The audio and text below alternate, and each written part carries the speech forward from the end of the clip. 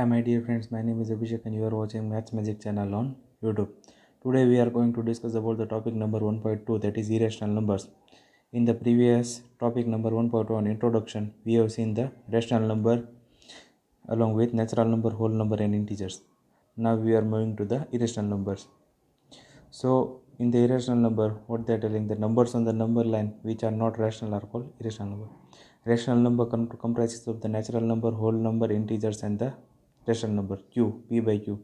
So to know or so to understand that whether a rational number is there or not, we have seen that rational number general form is p by q, where p and q are integers and q is not equal to 0.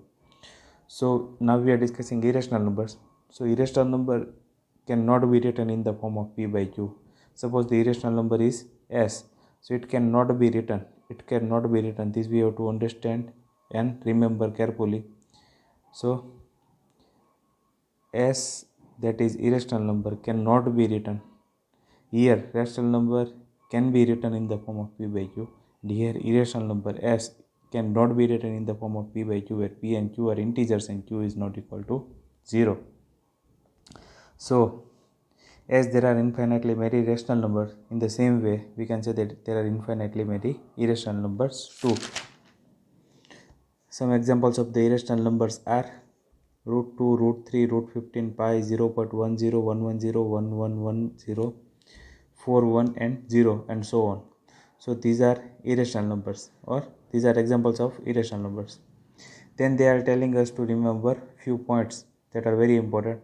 Whenever we use the symbol of root, we assume that the number is positive, or assume that the answer will be, or the square root will be positive.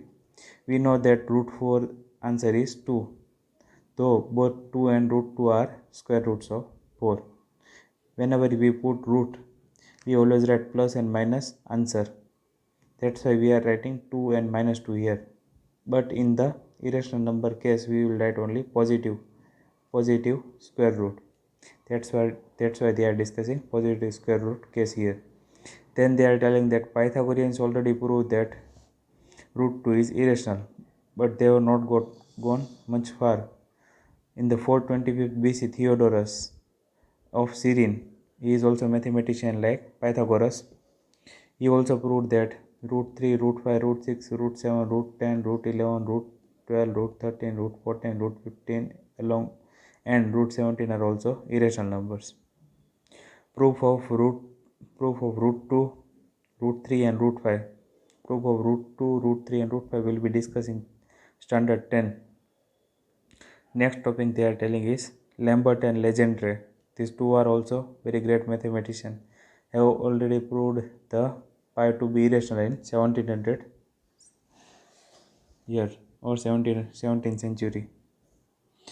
Then in the next topic they are discussing that in the set of rational number, we have included, in the previous section we have seen that the set of rational number, if we add irrational number, so any number is remaining in the number line. What they are telling, we already discussed natural number on the number line, whole number on the number line, then integer on the number line, then rational number on the number line. If we add irrational number also on the number line, so are there any number remaining on the number line? The answer is no. So we come to know that the collection of rational number plus irrational number are called real numbers. Symbol of real numbers are R. We have seen the symbol of natural number as N, symbol of whole number as W, symbol of integer as Z, and symbol of rational number as Q. So the last point is, every real number is represented by a unique point, or vice versa. Every point on the number line represents a unique real number. This is why we call the number line the real number line. What they are telling, that every real number will have a specific point on the number line, or you can say that every point on the number line is a unique real number. That's why we call the number line, or the scale which we are using nowadays in our day-to-day life is called a real number line. Thank you friends. This is the topic number 1.2. Revise it 2 to 3 times so that you can have a hands-on grip on this chapter and topics of rational number and irrational number. Thank you and have a nice day.